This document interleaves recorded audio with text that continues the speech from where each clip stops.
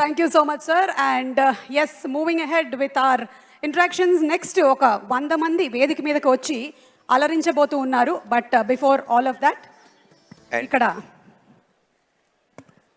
మా హాస్యానికే care of address, ఎంటర్టైన్మెంట్కి మారు పేరు, సంక్రాంతి అంటేనే వారు అనే విధంగా మా అనిల్ రావిపూడి గారు పేరుని మలుచుకున్నారు. అనిల్ రావిపూడి గారు, ఎందుకు సంక్రాంతికే వస్తున్నారు, ఉగాదికి ఎందుకు రాకూడదు? వచ్చాను ఉగాదికి. ఇక్కడికి వచ్చారు, థియేటర్కి వస్తారు. అక్కడికి వచ్చాను కాబట్టి ఇక్కడికి వచ్చాను. ఓకే, అంటే ప్రతి సంవత్సరం మీరు సంక్రాంతికే రావాలని డిసైడ్ అయ్యారా, లేకపోతే ఉగాదికి కూడా వచ్చేటువంటి తర్వాత ఛాన్సెస్ ఏమైనా ఉన్నాయా? సంక్రాంతికి సీట్లు ఫుల్ అయిపోతే ఉగాదికి వెళ్ళిపోవటం. మీరు ఇన్ని సంవత్సరాల నుంచి ఫిల్మ్ ఇండస్ట్రీలో ఉంటూ మీరు డైరెక్షన్ అంటే ఎవరిని ఆదర్శంగా చెప్తారు? మీరు ఆదర్శంగా తీసుకున్నటువంటి దర్శకుల పేరు?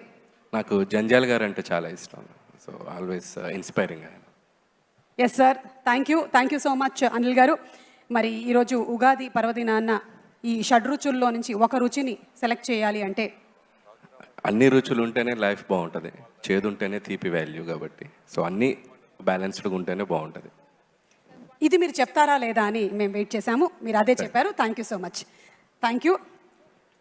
అండ్ అలాగే మూవింగ్ అహెడ్ టు, నాకు ఒక ప్రత్యేకమైనటువంటి వ్యక్తితో మాట్లాడాలని ఉంది. Are you sure? I'm very sure. Okay.